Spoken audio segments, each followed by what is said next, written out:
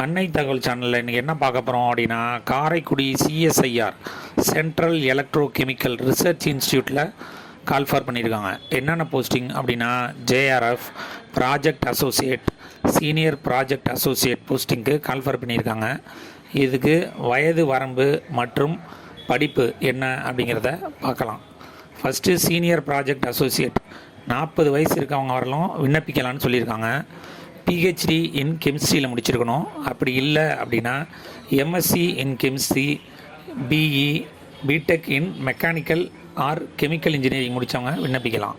Senior project அசோசியேட்டுக்கு வயது வரம்பு 40ன்னு சொல்லியிருக்காங்க. பிஹெச்டி இன் கெமிஸ்ட்ரி அல்லது கெமிக்கல் அண்டு மெட்டீரியல் சயின்ஸு முடித்தவங்க விண்ணப்பிக்கலான்னு சொல்லியிருக்காங்க. அப்படி இல்லை அப்படின்னா ME or MTech in chemical and materials engineering முடித்தவங்க விண்ணப்பிக்கலாம். தேர்டு, ஜூனியர் ரிசர்ச் ஃபெலோ 35 வயசு இருக்கவங்க வரலும் விண்ணப்பிக்கலாம்னு சொல்லியிருக்காங்க.